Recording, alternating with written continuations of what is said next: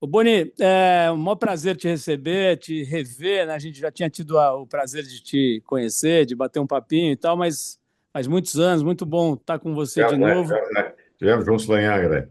Isso, e mais ainda ver o quanto você está bem, né, cara? Quando a gente olha a sua biografia, vê que você está com 89 anos, é difícil de acreditar, porque tem um vigor que é para além da coisa física, né? Um vigor, uma vitalidade, uma coisa assim de estar com o olhar atento, Daqui a muito pouquinho, ligado. daqui a 10 meses, 90. Pois é, cara, muito legal ver que hoje em dia as pessoas chegam quando tem alguma sorte, né? E, enfim, quando se cuidam e tal, chegam nessa altura da estrada com muita sabedoria e também com uma vivacidade, com uma coisa de estar ligado, né? Então, muito legal, cara. Mas tem uma coisa que eu achei o máximo no seu livro, né? O lado B de Boni, que é o fato que a gente associa você, acho que todo o Brasil associa você muito à televisão, à história da TV Globo, por razões óbvias, né? Mas a sua história começa bem antes disso e as pessoas não sabem, né? Assim, a gente não sabe. Eu mesmo, que me considero razoavelmente, por dever de ofício, assim, razoavelmente ligado na história da comunicação no Brasil, eu não sabia da tua, por exemplo, da tua carreira, praticamente um dos pioneiros da propaganda no Brasil. E também no rádio, né? Antes da televisão, quer dizer, a sua Nossa, escola no rádio. Eu queria falar um pouco sobre isso, começando pelo rádio, né? A gente estava conversando agora aqui, eu te contei que isso é um programa de rádio e tal. Sou, pô, o rádio é uma delícia, né? Me fala um pouco, cara, dessa sua paixão desde molequinho por essa ferramenta mágica que é o rádio. a televisão do meu tempo era o rádio, né? Eu brinquei até com rádio galena. Rádio galena, para quem não sabe, é que você pegava assim, botava um fone no ouvido e com um cristal você ia procurando sintonizar, achava a emissora antes de ter mesmo um aparelho de rádio. Mais tarde, meu pai comprou um aparelho de rádio e a vantagem é que meu pai era calouro, ele adorava cantar e tocava um bom violão. E aí ele me levava com ele na Rádio Cultura de São Paulo, ali na Avenida São João. Quando eu tinha 4 ou 5 anos de idade, eu estava dentro do estúdio de rádio. Eu aprendi a ler em script de rádio, que eu pegava os scripts todinhos e ia lá em casa tentar decifrar. E aí a minha avó me ajudava a ler. Eu aprendi a ler em script de rádio.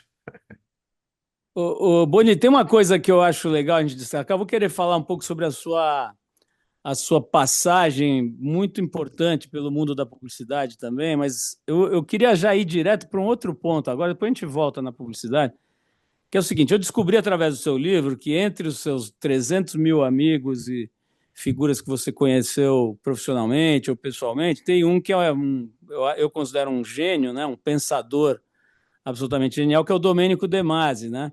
O cara Sim, que formulou um pensamento completamente original, né? Quer a dizer, Domênio é um cara extraordinário. Você tá com ele 15 minutos é uma vida inteira.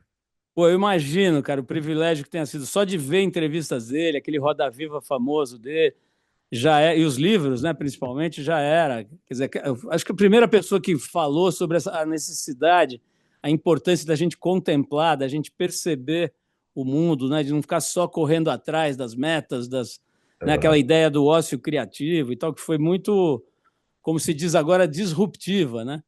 Mas, Exatamente. mas o Domênico De Masi, no seu outro livro, no seu primeiro livro, ele escreveu uma frase ali no prefácio que eu acho assim muito interessante como análise da tua história. Eu anotei aqui, ele diz assim, ó, no prefácio do seu primeiro do seu primeiro livro, né, de Livro do memória, Boni, primeiro livro. ele escreveu assim, ó: a genialidade do Boni consiste em possuir ao mesmo tempo a emoção da fantasia e a racionalidade da regra. Isso é muito legal, né? Hoje em dia as pessoas falam que é o cérebro ambidestro, né? O cara que consegue, né, que É, consegue ter uma visão racional de mundo, organizar as coisas, fazer as coisas funcionarem, mas também tem a viagem, né? Ele consegue viajar, ele consegue ver o onírico, o sonho, as emoções, aquilo que nos move pelo coração, né? a gente nunca pode perder isso, isso é fundamental, né? Me fala um pouco disso. Na minha modestíssima opinião, eu acho que o grande êxito da TV Globo e da sua carreira se deve a isso, né? Quer dizer, um cérebro ambidestro num navio muito potente, né? Construindo um navio grande, potente, É, Começamos, sabendo. começamos era um caiaque, era um, e estava quase afundando. Pois é, eu tô fazendo uma coisa que eu detesto, que é falar mais que o entrevistado. Me conta um pouco se você se sente assim, uma cabeça ambidestra. Eu me sinto nesse sentido porque é um hábito desde pequeno, eu não cultivei isso. Sempre assim, desde pequeno eu tinha esse interesse. Tanto quando eu ia no rádio, eu não ficava lá passivamente vendo as coisas acontecerem. Meu pai trabalhava lá na rádio. Mas eu pegava o script, eu queria saber como é que é aquela mecânica. Ninguém me recomendou que eu fizesse isso. Eu fiz isso sem querer. Então, a vida toda eu fui muito organizado, mas eu sou adepto de uma coisa fundamental, que é a emoção. Não há vida sem emoção em nenhum campo, em nenhum trabalho, nada que a gente faz, nem na vida da gente. Quer dizer, eu sou um emotivo e um cultivador da emoção por excelência. Bom, partindo então desse princípio, né, que você dominava essas duas áreas do cérebro aí, o que que você sentia que era mais fácil? Lidar com o campo artístico, né? Você construiu toda essa história das telenovelas, dos shows, enfim, você fez lá milhões, fantástico. E ao mesmo tempo você era um executivo de alta patente, você tinha que coordenar um sistema, né? Um sistema que ficou grande. O que que era mais natural para você, o campo da arte ou o campo da organização? Bom, ou seja, é uma questão de ficção e realidade, né? A ficção é muito mais fácil. Você pode imaginar à vontade, fazer o que você quiser, e é muito mais gostoso. A realidade é um pouco mais dura. Sempre foi prazeroso essa questão da criação e da arte, e sempre foi difícil e árduo. Por isso que às vezes eu digo, eu sou operário. Foi árduo tentar colocar de pé o sonho, né? Fazer ele acontecer. E o bom da nossa época lá é que houve uma conjunção de pessoas que tinham o mesmo sonho, de forma que isso facilitou um pouco a construção da TV Globo. Chegamos na TV Globo, realmente ela era um barquinho furado, estava fazendo água. Ela tinha estreado e tinha sido um fracasso danado, e um ano depois ela já estava no vermelho. E o Walter foi para lá, e logo em seguida eu fui também. E a minha ida e a ida do Walter lá é obra do Joe Wallach. O Joe Wallach era um americano, contador, ele era um financeiro. Ele veio para o Brasil para resolver os problemas financeiros da TV Globo, mas ele percebeu que sem resolver a TV Globo não haveria solução para os problemas financeiros.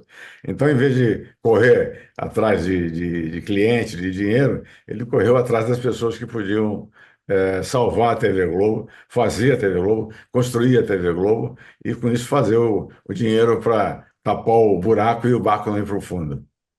Pô, que visão que ele teve, né? Você sabe que a gente teve o privilégio de entrevistar o Joe Wallach, eu acho que chutaria que faz uns 20 anos ou 15, lá nos Sim, Estados Unidos, na sim. Trip. Essa entrevista foi publicada e, evidentemente, falava bastante de você.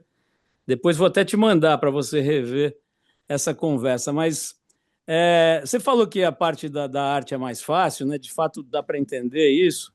Por outro lado, Boni, eu imagino que era, cara, o desfile de egos, né, pelas passarelas da TV Globo, ali os artistas ali, a gente agora revê, né, essas novelas dos anos 70, 80 e vê que eram figuras idolatradas, né? Tem o célebre caso dos irmãos Coragem, né, que deu 100% de Ibope. Quer dizer, Exato. O Brasil vivia em torno da telenovela, não é mais assim hoje, né? Mudou. Mas na Claro. época era muito forte. Eu imagino, cara, as loucuras de ego e de devaneios e maluquices que você tinha que administrar no campo da arte também. Eu tinha muita facilidade, porque as pessoas não viam em mim um executivo, elas viam um companheiro de arte, porque a minha passagem começou com o rádio, quando eu fui redator, né? Eu era redator de rádio, redator de humorismo. Quer dizer, o humorista tem uma autocrítica essencial, né? Ele critica tudo, a natureza e a si mesmo, né? A humanidade toda e a si mesmo. De forma que eu tinha minha visão crítica dentro da TV Globo e eles sabiam que eu tinha sido diretor de programas, eu dirigi o Moacir Franco, eu dirigi vários programas de rádio, fui diretor da Rádio Bandeirantes, fui diretor de vários programas de televisão, então eu era sempre visto como um colega, não como um chefe, não como um executivo. Então, o fato de a gente falar de igual para igual, deu para administrar os egos de todo mundo, porque eu os compreendia, respeitava, e comigo eles não tinham muita colocação de ego, não. Eles precisavam da minha ajuda para crescer ainda um pouquinho mais, né? E isso era uma delícia, porque eu amava esse pessoal todo. Então a gente teve um convívio fantástico, cheio de carinho, amor e produtivo. Isso é legal, Boni. Eu vi esses dias um depoimento meio, diria assim, meio angustiante, assim, meio triste, de uma pessoa do mundo da publicidade, falando sobre uma outra figura importante do mundo da publicidade, dizendo assim: olha, eu fui sócio dessa figura e tal, e eu não. Eu vejo que todas as pessoas que tiveram um relacionamento profissional com ele não têm uma boa impressão disso, sabe? Não ficou coisa boa dessas relações e tal. Não, evidentemente, não vou dizer o nome para não ser indelicado. Com você parece ser o contrário, né? Claro que, pô, numa posição como você estava, acaba tendo um ou outro desafeto aqui e ali, mas ao que tudo indica, ao que o tempo mostra, né? Essa história de legado, que é uma palavra também que é muito utilizada a esmo, assim, mas aparentemente você realmente construiu uma teia de relações positivas gigantesca, né? As pessoas gostam e respeitam e têm uma memória muito positiva, muito até afetuosa, assim, em relação a você, né? É Nós isso temos mesmo? nós temos uma relação de amor muito grande, eu tenho com todos os artistas, com os músicos, com engenharia, com cenógrafo, com tudo, e até com a administração, né? Quer dizer, isso é uma coisa boa. Outro dia, quando foi o Carnaval, já foi em 1900 foi em 2017. Em 2017, a Beija-Flor fez um enredo em minha homenagem, um carinho que o Anísio Abrão Davi teve comigo, que eu não sou merecedor de enredo nenhum, mas de qualquer forma ele fez lá. E nós convidamos aí, havia um carro que nós reservamos aí para uns 20, 30 artistas que deveriam, que foram convidados para participar do desfile. E nós ficamos surpresos, porque convidamos 30 e apareceram 100. Então, foi uma delícia. E teve que depois mexer no carro, depois mexemos de tal forma que as coisas lá do carro desapareceram e o jurado teve que dar nota baixa para o carro. Tinha gente demais escondendo o que tinha no carro. Mas, de qualquer maneira, foi uma delícia. Então, o Johnny Saad, que é muito meu amigo, eu trabalhei com o pai dele, o João, que era uma figura maravilhosa, e o Johnny me disse o seguinte: eu conheço homenagens a vários generais que estão na ativa. Assim, uma homenagem em bloco para um general que está retirado, eu nunca tinha visto, fez isso relativo ao carnaval, né? Mas É, às vezes, eu tenho recebido de todas as pessoas um carinho imenso e eu tenho por eles e estou lá presente. Essa semana inaugurou-se aqui no Rio de Janeiro o Teatro da Sala Rosa Maria Moutinho e Mauro Mendonça. Eles foram meus primeiros contratados na TV Excelsior em 1963. E eu compareci lá. Os artistas estavam todos lá. E nós sempre recuperamos esse delicioso convívio que foi a construção da TV Globo. isso é notável mesmo, né? Porque é muito comum ver quem esteve sentado em cadeira de poder ser odiado, ser muito mais odiado do que amado, né? Assim, tem Exatamente. os exemplos são muito mais para esse lado. Agora, a gente está falando da parte linda, doce dessa sua longa história, mas pô, tem partes mais, vamos dizer assim, ácidas, né? Por exemplo, É. você já falou muitas vezes, inclusive agora recentemente em podcast e tal, sobre uma, eu não vou chamar de mágoa porque você não chama de mágoa, mas uma certa decepção com a, vamos dizer assim, a estrutura, a entidade Globo, na forma como te dispensou, né? Você mesmo fala, levei um pé na bunda, né? Você brinca com isso e que faltou carinho, né? Faltou afeto, faltou um shampoo de carinho, né? Toda empresa tem direito de mudar os seus executivos, e especialmente um executivo que já estava lá Eu estava fazendo naquele momento 31 anos de TV Globo. De forma que a gente imaginava não receber uma homenagem, mas receber uma beijoca na bochecha, né? E assim, tipo, não esperava nem a palavra obrigado, mas assim, mas que bom foi trabalhar com você. Então, e nada disso aconteceu. O Walter Clark teve um problema grave lá com o Dr. Roberto, e eles trocaram uma carta linda entre eles, e resolveu assim. O Joe Wallach, quando foi embora, antes que ele saísse, a Globo organizou um jantar de 400 pessoas para despedir o Walter Clark. Eu, como a minha despedida não teve choro nem vela, quer dizer, eu achei estranho porque naquele momento, não que a gente esperasse gratidão, né? Mas a gente esperava uma coisa mais importante do que a gratidão, que é o reconhecimento. O reconhecimento do que foi feito. Nós construímos aquilo do zero. O Dr. Roberto Marinho, visionário e corajoso, teve que empenhar tudo que ele tinha, porque se não fosse a presença do Walter Clark e do Joe Olink e a minha, não existiria a TV Globo, é claro, e os outros companheiros que vieram depois, o Daniel Filho, Mauro Borja Lopes, o Adilson Pontes Malta, da engenharia, todo esse pessoal super importante. Mas nós pegamos, como você usou essa imagem do barco, nós pegamos o barco naufragando. O barco ia para o fundo. E nós salvamos esse barco e construímos um sonho que já era antigo nosso. Porque desde 1957, quando eu voltei da minha observação na televisão nos Estados Unidos e na Inglaterra, eu fui enviado pela Lintas, que é uma agência de publicidade, da Lever, e eu encontrei o Walter na volta, porque ele era o diretor da TV Rio, diretor comercial da TV Rio, e nós começamos a sonhar sobre essa questão de rede. A primeira coisa e a mais importante que eu vi lá, eu digo, eu não quero saber como é que eu vou construir televisão, vou aprender isso aí vendo filme, vou aprender de alguma maneira, mas eu quero saber como é que eu faço o business da televisão. Então, a primeira coisa que nós aprendemos, e o que eu aprendi lá, é que a rede era fundamental para sustentar os custos, que são violentos, da programação, do jornalismo, do esporte, da dramaturgia. Então, é uma coisa muito importante. Então, nós estamos sonhando com a televisão desde 57. 10 anos depois, nós fomos construir o sonho na TV Globo.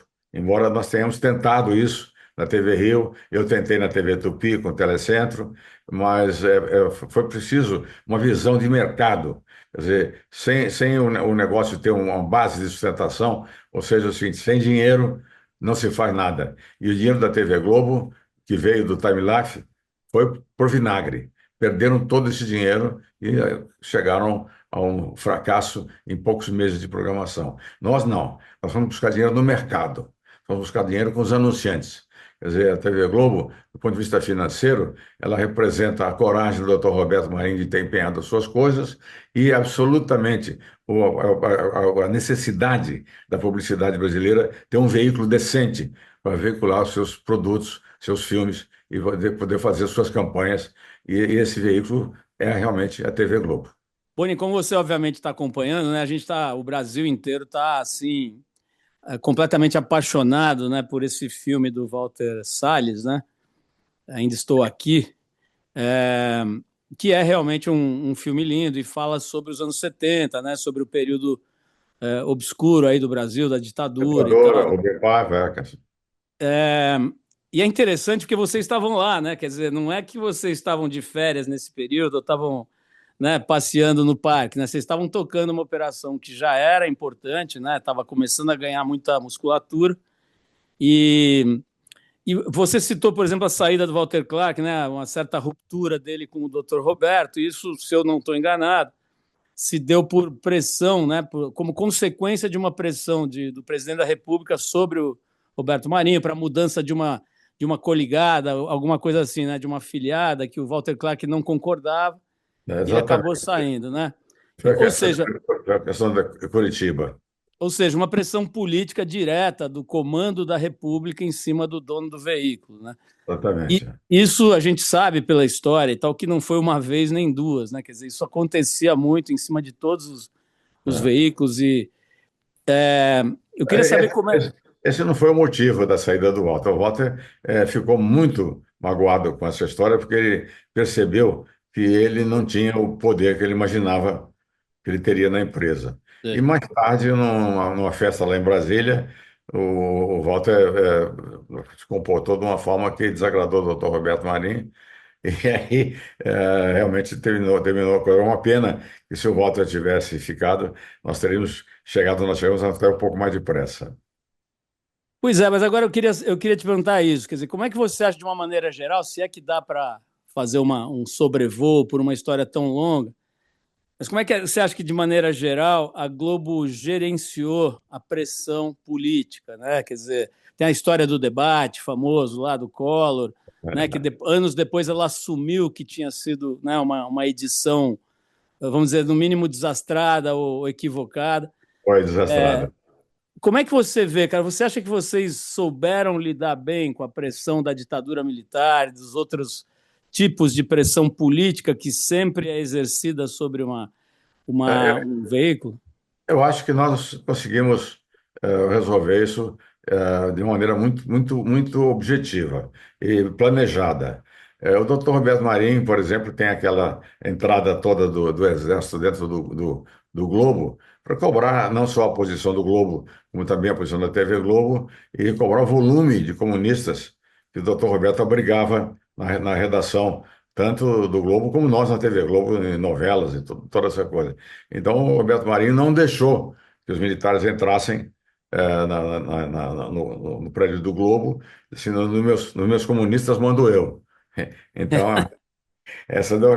E nós, no nosso tempo, como jornais também conviveram com isso, o Estado, a Folha, o Globo, tiveram que conviver com a censura, às vezes publicando receita de bolo, às vezes publicando uma página em branco, que desagradava também os militares e censores da época, mas nós conseguimos conviver com isso.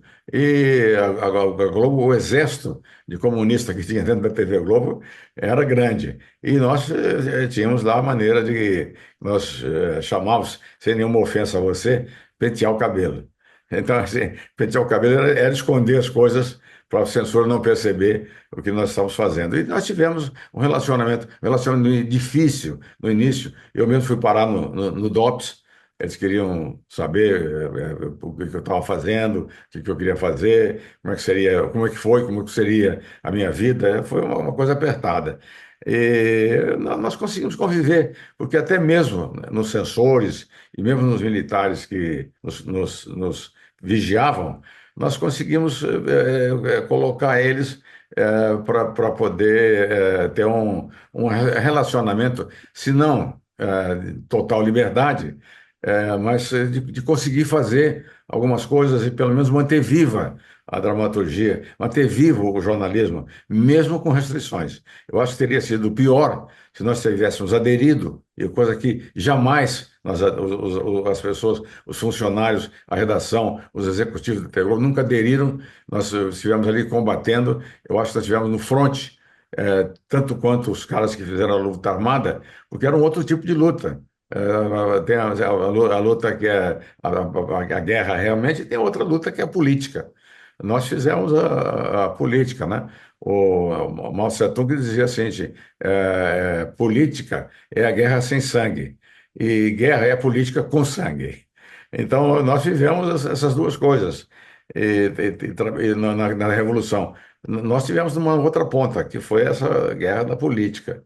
E conseguimos levar isso aí. Nós conseguimos até do outro lado algumas coisas de bom relacionamento. Algumas pessoas realmente inteligentes que estavam naquilo ali por algum motivo hierárquico, ou não político e nem ideológico, né?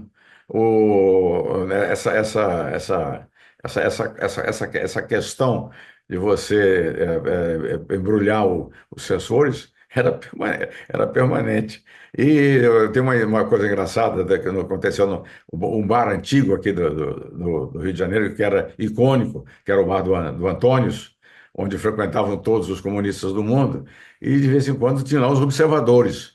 E o Rony Quito, que era uma espécie de, Ronald Chevalier, uma espécie de crítico geral do processo nosso e deles, ele percebeu um dia com Vinícius de Moraes, eles perceberam que lá existia um fulano que toda noite ia tomar um esquinho e que estava observando esse pessoal. Aí o Rony Quito falou assim: o senhor é general? Eu disse: não, não, eu sou coronel. A gente percebeu que o senhor vem muito aqui, você tal, tomar o seu, como é que um skin aqui, para ficar vigiando o que a gente fala. Então vai ser mais fácil, o senhor vem aqui na nossa mesa, senta com a gente, vamos tomar um skin aqui, nós aqui, e vamos conversar. E a gente fala o que a gente pensa, e o senhor fica sabendo mais de perto. Então não precisa ficar tentando ouvir de longe. O senhor ouve aqui o que a gente pensa. E eles continuavam a conversa normal, como se o coronel não estivesse lá. Diziam tudo o que eles pensavam da evolução, e às vezes o coronel contestava ou discutia. Mas eles acabaram, acho que, convencendo o coronel que ele estava errado. Genial, Boni. Olha, me diz uma coisa, salvo qualquer engano aqui, mas eu acho que é isso mesmo. Quando você foi saído da Globo, a sua sucessora foi a Marluce, né? Exato. Que tinha um perfil completamente diferente do seu. Qual que você acha que era a intenção? Que era deixar a empresa um pouco mais voltada para o negócio, um pouco mais voltada para o compliance, para o controle, para a gestão. É, eh, bom, o negócio é o seguinte: a Lúcia é uma excelente pessoa, só que ela não era do ramo. Então, o mesmo doutor Roberto Marinho não era do ramo. Ele era do ramo da imprensa, do jornalismo, mas da televisão não era do ramo. Então, o que acontece é que existia uma visão distorcida. Esse clima fantástico que criava a TV Globo incomodava as pessoas de cima. Porque eles pensavam, assim, eles achavam que, e aliás eu ouvi essa palavra eu não estou inventando, eles achavam que o nosso negócio era muito paternalista. Mas como é que você pode lidar com os artistas se você não for paternalista? Como é que você pode respeitar essa classe maravilhosa? Como é que você pode conviver com essas pessoas se você tiver a mentalidade de uma fábrica de linguiça ou tiver a mentalidade de um banco? Administrar artista não é administrar um bancário. É uma coisa muito diferente. Não é fabricar salsicha. Não dá nem para encher linguiça. Então, de forma que eles queriam ter uma empresa mais parecida com uma empresa. E a televisão, no meu entender, tem que ser o mais distante possível de uma empresa, porque ela é uma atividade industrial, mas é um artesanato. É uma indústria artesanal. Então, que é um contrassenso, mas é verdade.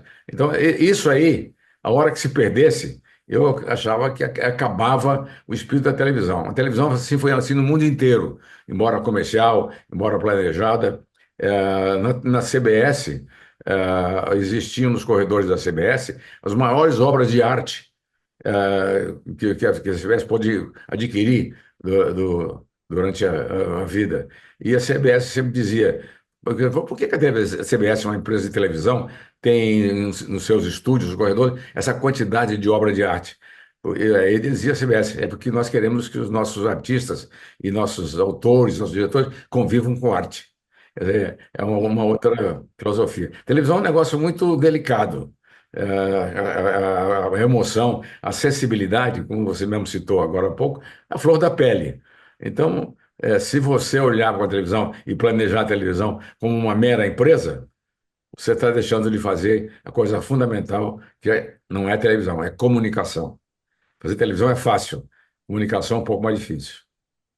Ô Boni, desde a sua saída, da chegada da Marlúcia a essa cadeira, né?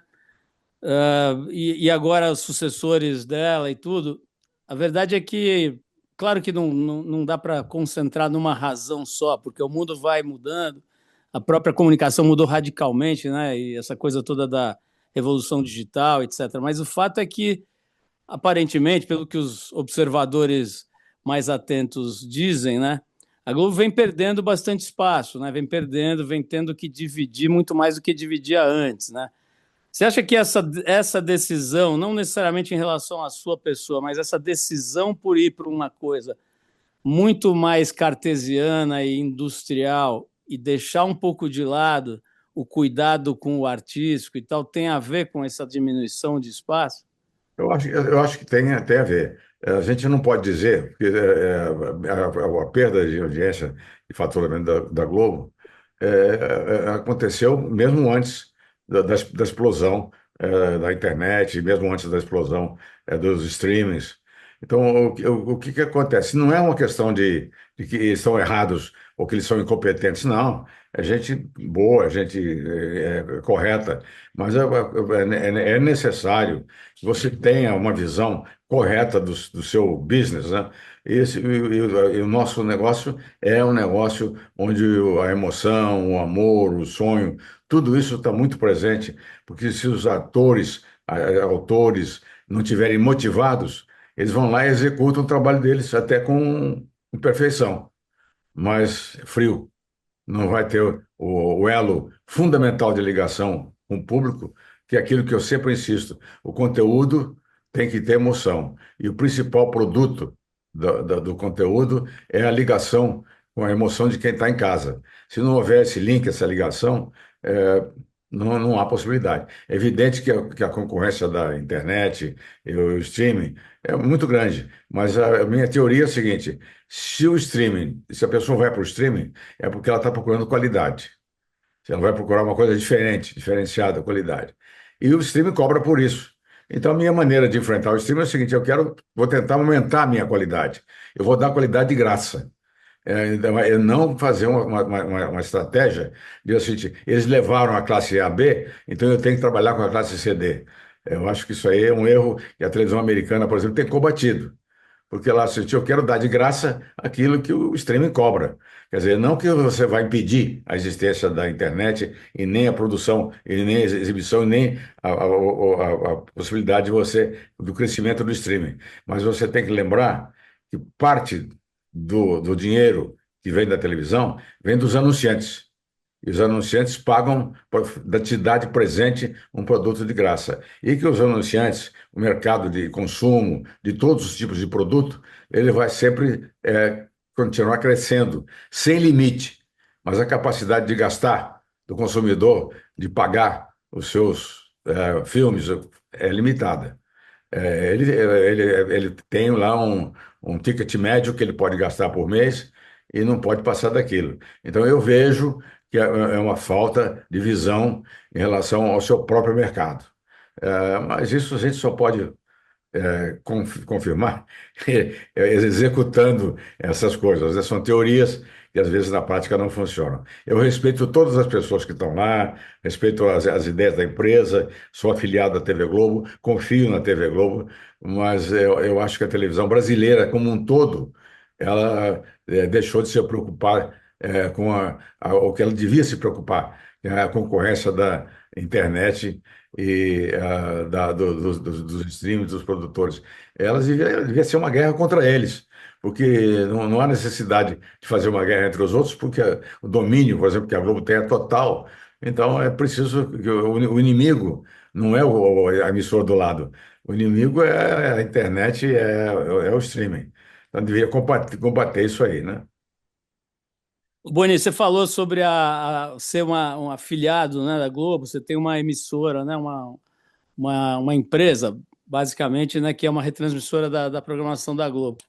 Eu queria te perguntar uma coisa que eu acho que nunca vi você abordando, que eu acho que é bem interessante para quem gosta de prestar atenção nos negócios e tal, que é a diferença entre ser executivo e ser empresário, né? As pessoas pensam que é meio que a mesma coisa e tal, você comandar, e é bem diferente, né? Assim, inclusive. São duas diferenças. É. O empresário, ele é melhor empresário enquanto ele está fora do negócio dele, batendo palma. Pelo sucesso. Quer dizer, colocou as pessoas no lugar certo e vai bater palma. Essa é a função do empresário. A função do executivo, não. A função do executivo é executar o trabalho que o empresário imagina que ele deva executar. É isso que sempre nós fizemos na TV Globo.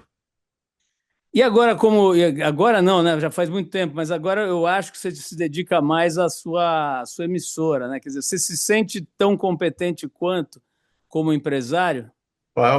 Trabalhar na Vanguarda é muito melhor do que trabalhar na TV Globo, porque eu não tenho que discutir nada com ninguém. Eu posso exercer uma saudável ditadura, se é que se pode dizer assim, né? Se é que existe ditadura saudável. Mas até assim, eu ajudo lá, as pessoas todas ajudam, o Bruno me ajuda muito lá, meu filho Bruno, o Diogo ajuda também. Quer dizer, os filhos todos ajudam de alguma forma, o meu primo Buzoni é meu sócio, e a gente toca aquilo com o mesmo espírito que nós tocamos na TV Globo, ou seja, com emoção, com carinho. Tanto que a Vanguarda é uma das emissoras do Brasil que tem a maior porcentagem de audiência entre a rede toda da TV Globo. Nós não somos os maiores, mas nós somos, embora a menor emissora, nós somos um dos maiores participantes na audiência regional. Nós, somando todas as emissoras locais, nós ainda temos uma margem. A Vanguarda dá 55% de média de audiência contra o resultado de todas as outras somadas. Todo mundo somado dá 45. Nós temos 55. Isso é um trabalho de ligação com a comunidade, de gente de qualidade, de pessoas que. O nosso time gosta da emissora e gosta mais ainda da comunidade. O Boni, eu falei no início aqui, mas vou falar de novo, né? Quem tem interesse, curiosidade sobre a história da comunicação no Brasil precisa ler esse livro lá do B de Boni, porque é mesmo uma espécie de guia de navegação ali para você conhecer um pouco mais da história do Brasil vista pela comunicação, né? Agora, tem um ponto aqui, porque evidentemente fala muito da sua história pessoal, né? Através dela que a gente vai conhecendo a história da comunicação. Mas tem um aspecto pessoal seu, né? Que eu acho que as pessoas que não leram o livro não sabem, que é o fato de que você perdeu o seu pai muito cedo, né? Você tinha 7 anos e o Exatamente. seu pai tinha 33, né? Era uma pessoa muito jovem, né? Jovem ainda, jovem. Me fala um pouquinho disso, assim, de que maneira isso, de alguma forma, é um aspecto importante, estruturante da sua personalidade. Bom, não há dúvida nenhuma que o fato de eu ter frequentado o ambiente de rádio me fez com que eu tivesse atração por esse caminho, né? Muito, muito importante. Mas meu pai era uma pessoa muito, muito, muito legal. Ele era cantor, cantava mal, levava gongo, mas tocava um bom violão. Eu comecei a me interessar por música porque eu ouvia o Garoto, o Augusto Aníbal Sardinha, que era amigo do meu pai, o Zé Carioca, Zé Patrocínio de Oliveira, que eram amigos do meu pai. Eu ia lá assistir os Chorões do presidente Altino, que era um grupo de chorinho, quer dizer, eu nasci envolvido com a música e com o rádio, né? Então, a importância do meu pai é porque ele me levava para esse caminho permanentemente. Então, outra coisa que meu pai tinha era uma paixão pelo Corinthians. Meu pai morreu de corintianite aguda. Ele naquele jogo com o Santos, lá em Vila Belmiro, em 1942 ou 43, eu não me lembro bem, quando a vitória do Corinthians deu a ele o título antecipado, ele podia até depois jogar com o Palmeiras no Pacaembu e perder, porque ele era o campeão. Meu pai foi para lá e foi comemorar, com esses 33 anos de idade, levou o violão, frango assado, né? Foi lá para o estado de Vila Belmiro assistir e saiu de lá, foi comemorar o título. O resultado foi uma tremenda pneumonia que tornou-se tuberculose e ele foi medicado. Com aquele tempo não existia meu pai morreu de tuberculose com poucos dias antes da penicilina chegar no Brasil. Então a sulfanilamida estourou o fígado dele e ele foi embora. Mas ele esteve presente na minha vida o tempo todo. Eu, de vez em quando, sento aqui na cama, mesmo aos 89, e digo para ele: Puxa vida, que falta você me fez. Boni, a gente foi lá para trás, né, no passado, agora a gente vai para ontem, né? Você há poucos dias, talvez, você tem tido uma presença, né, nas redes sociais e emitido opiniões, observado aí o mundo. de uma forma muito interessante, né? E uma dessas observações, uma dessas participações, você fez um comentário que gerou bastante repercussão, né? Sobre essa questão. O assunto era essa questão da proibição do celular nas escolas, mas acabou que, a pretexto disso, você acabou fazendo uma crítica muito interessante ao sistema de educação convencional, digamos, né? As escolas, as universidades, né? E deixando claro que, na sua opinião, eles estão completamente defasados, completamente descolados do mundo real. Queria te ouvir um pouco sobre isso, né? Onde é que as escolas e universidades estão hoje? Você sabe que essas coisas todas eu discuto muito com o Bruno, e ele que me ajuda nessa coisa. O Bruno é um sujeito muito sensível, muito ligado com todas as coisas que estão acontecendo no mundo. E a educação é uma coisa que é essencial, nos preocupa a todos e deve nos preocupar a todos. A educação, para mim, é tão grave quanto a fome. É difícil. Então, o básico é que hoje você, como eu participei na escola, como você foi, e a gente começa a aprender coisas que a gente jamais vai usar na vida. Quer dizer, a utilidade do que você aprende na escola, mesmo com os currículos atuais, e mudanças de sistema, e novo ensino médio, tudo isso aí está muito longe de uma realidade que é preparar o indivíduo para a vida, preparar o indivíduo para trabalhar o indivíduo para produzir, e trabalhar o indivíduo para amar também as coisas, porque se ele não tem se ele vai ficar lá fazendo cálculo de equação do primeiro, segundo grau, equação literal, tá? Ele vai estar perdido se ele não for fazer engenharia, né? Então, é preciso que o ensino mundial, não é brasileiro, não, se dê conta do que você deve aprender aquilo que ele precisa e aquilo que ele quer. Nós devemos instrumentar, o aluno para ele poder ser um vitorioso na vida, sobre todos os aspectos, não só sobre o aspecto financeiro, mas para que ele possa ter a satisfação e a felicidade de ter vivido. Então, eu acho que o ensino está muito longe disso, está muito longe disso. Então, é uma pena. Eu também sempre me preocupei com a educação. Nós fizemos na TV Globo o telecurso de segundo grau, que nasceu inspiração de pessoas dentro da empresa. Nós fizemos o Sítio do Pica-Pau, nós fizemos o Vila Sésamo. Quer dizer, eu tenho uma preocupação contínua como homem de comunicação com a educação. Isso é obrigatório. Agora, é pena que a educação não prepare o indivíduo para aquilo que ele quer ser, e que ele não receba um input das coisas necessárias para ele fazer lá fora aquilo que ele vai fazer.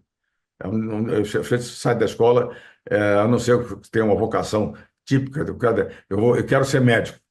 Fora disso, o cara sai de lá, sai perdido. Ele não sabe o que ele vai fazer. A grande parte das pessoas terminam, ficam prontas para entrar para a universidade sem saber para onde vão. Isso é uma tragédia, porque o ensino deveria nos testar e nos conduzir para um lado útil da vida, e não para um lado teórico sem sentido. Quanto tempo se perde com besteira? O Boni, a gente foi atrás de algumas pessoas para dividir esse privilégio de fazer perguntas para você. E uma dessas pessoas, ela, assim como você, ela praticamente nasceu dentro da televisão, em especial da TV Globo, né? E se tornou uma figura pública muito importante, uma atriz e uma comunicadora assim de primeira grandeza, né? Estou falando da Regina Casé, que quis fazer uma pergunta para você aqui. A gente vai ouvir essa pergunta aqui. Boni, você sabe como eu gosto de você, né? Como eu sou grata a você. Como eu te admiro.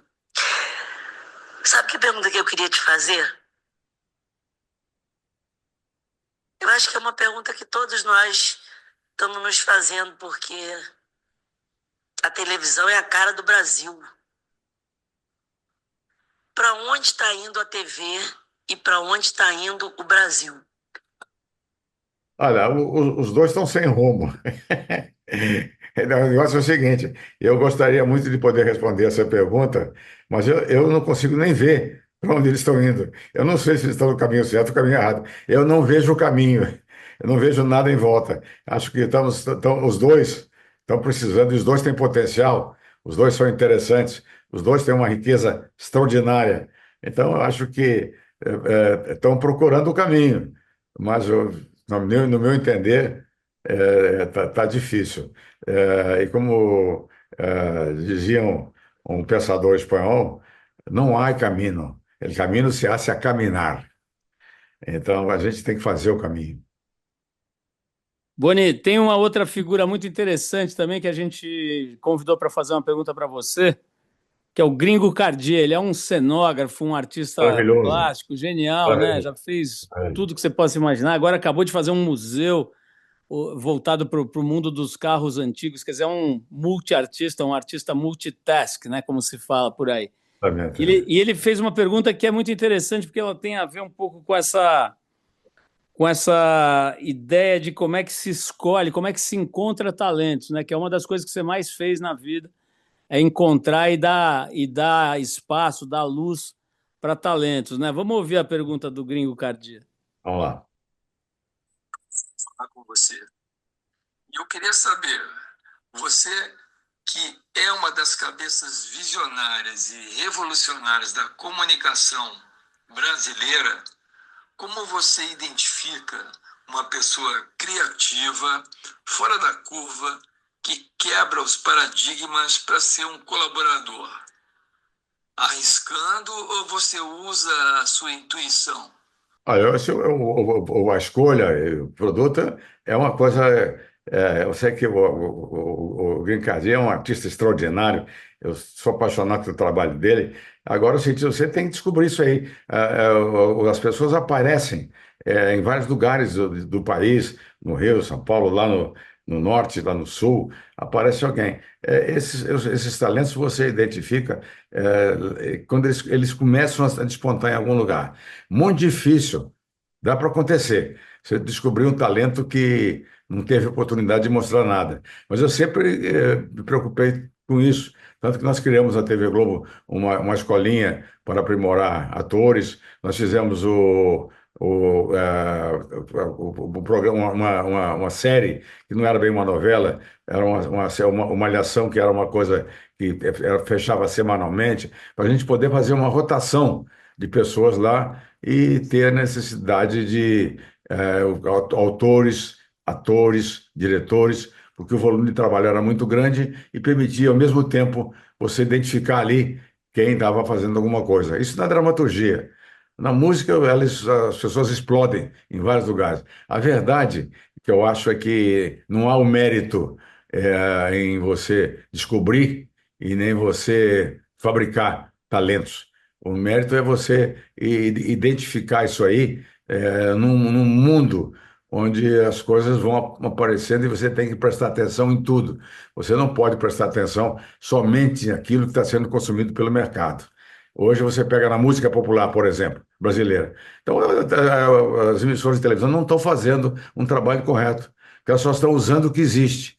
E eu acho que a descoberta do talento é descobrir o que não existe. Descobrir o talento é descobrir uma coisa nova. Descobrir o talento é descobrir uma possibilidade de alguma coisa acontecer para modificar o existente.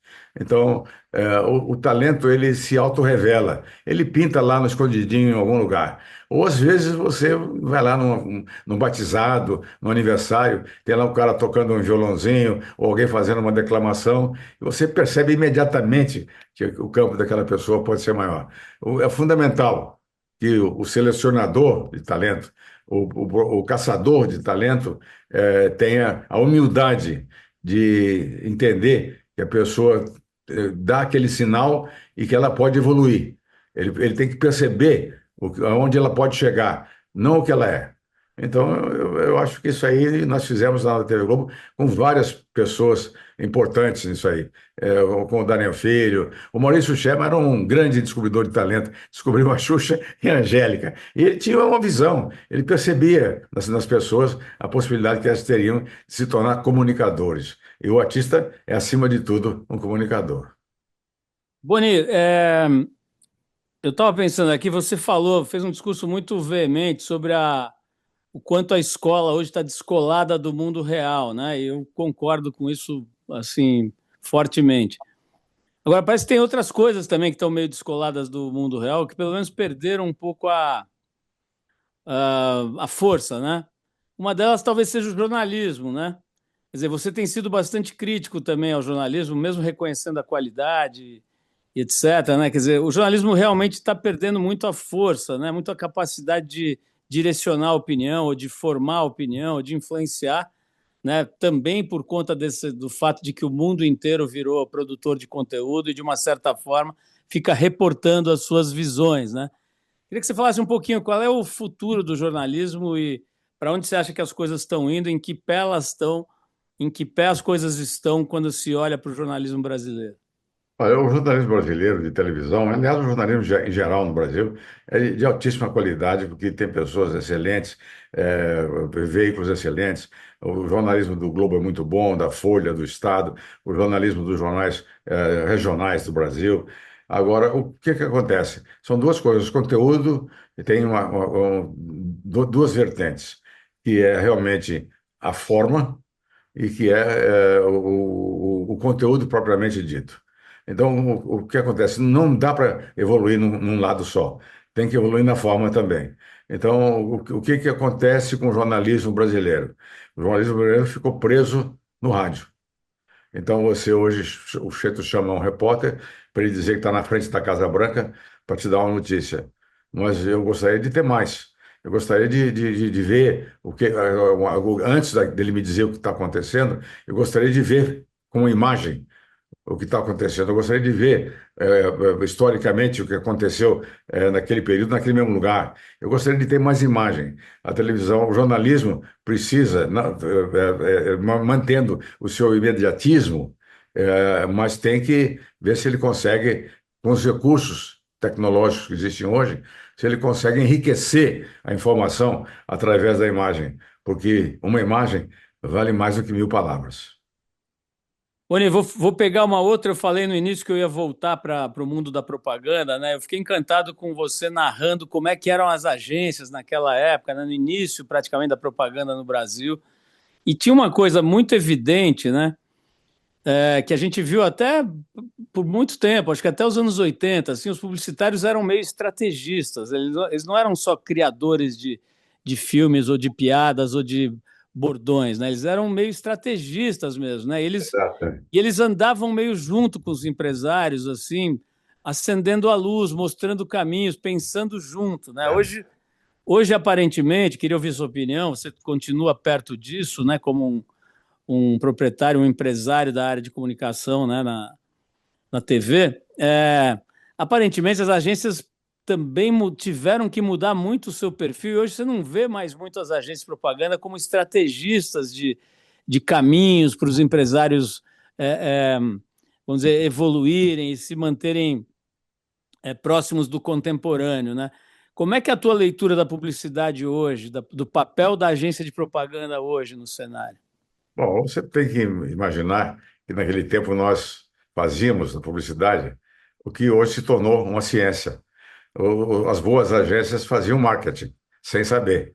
Não havia esse nome, mas às vezes tinham lá nas grandes agências os contatos que tinham talento e que participavam dos anseios dos seus clientes e empresários. E toda agência se preocupava com o êxito do anunciante, do cliente, porque o êxito do cliente era o êxito da agência.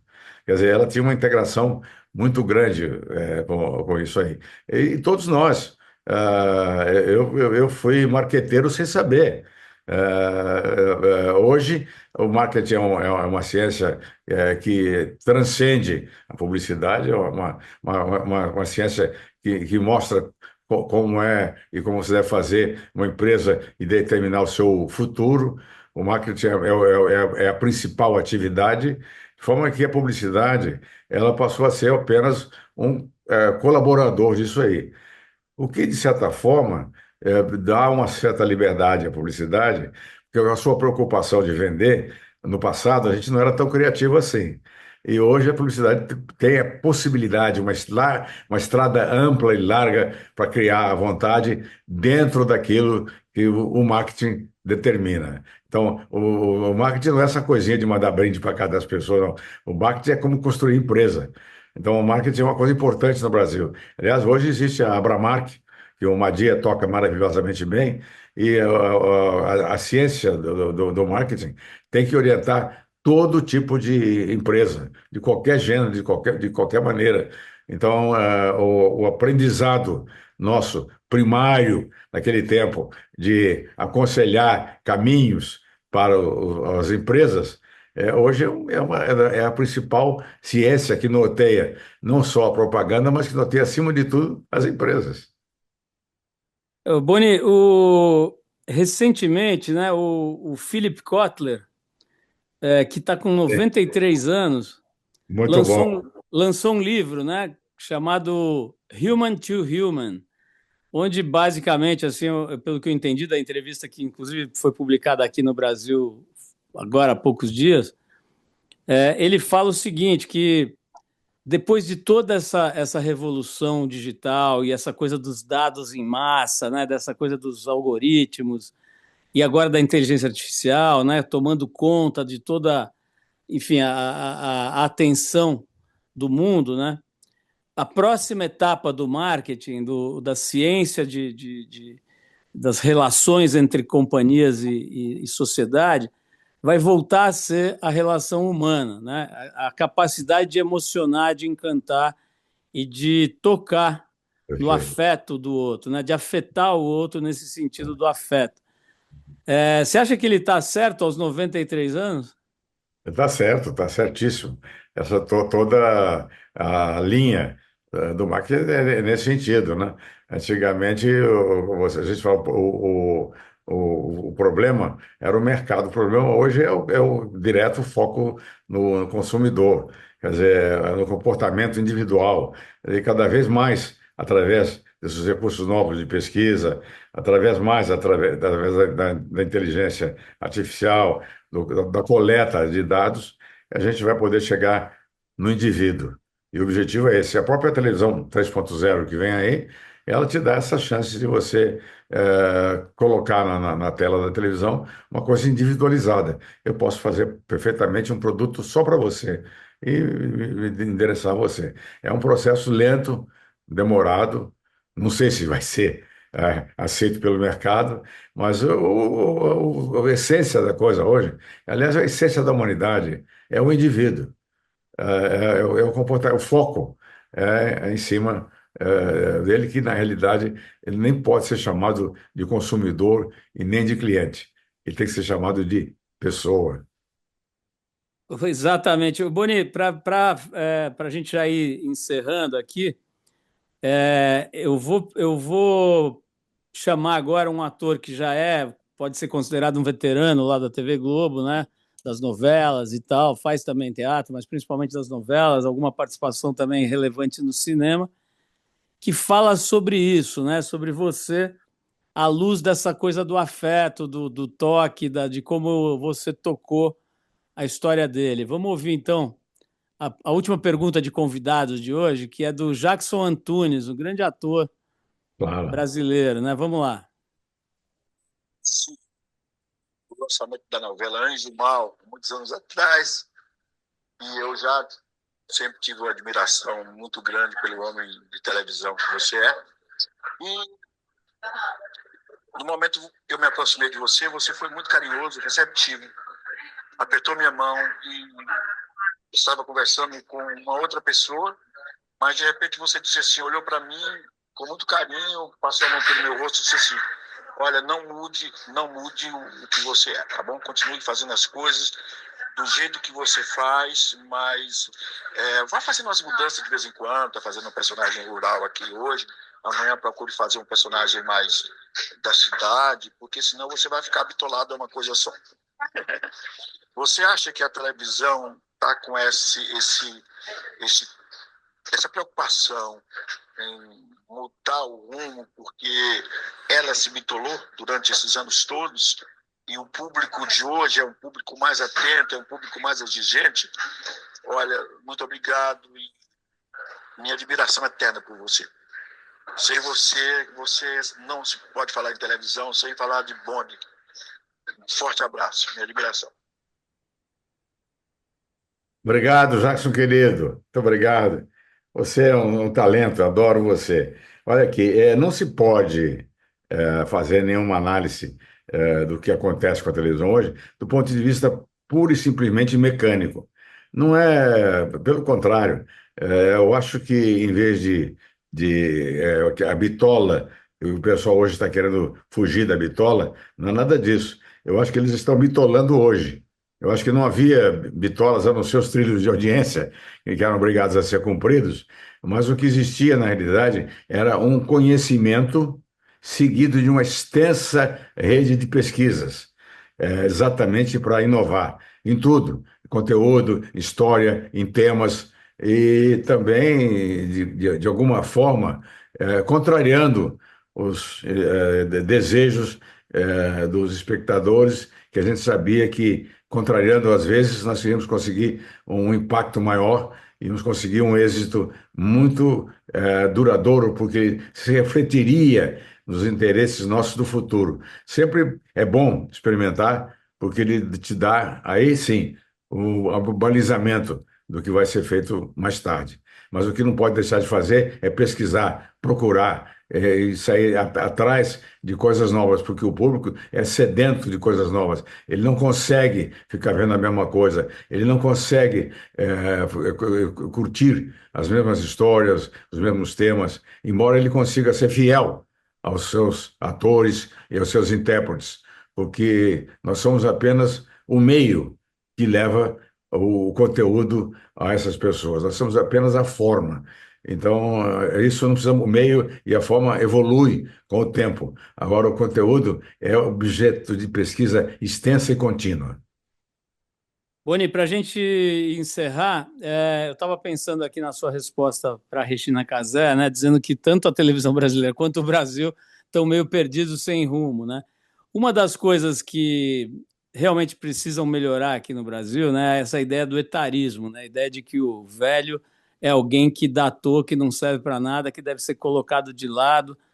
Essa é uma questão que eu acho que está mudando, está melhorando. Talvez você seja uma das figuras, né, que estão mostrando para a gente quanto você pode estar nessa parte da viagem, né, nesse trecho da viagem aí, quase 90 anos, ativo, pensando com originalidade, com clareza, atuando nas empresas, no mundo, enfim.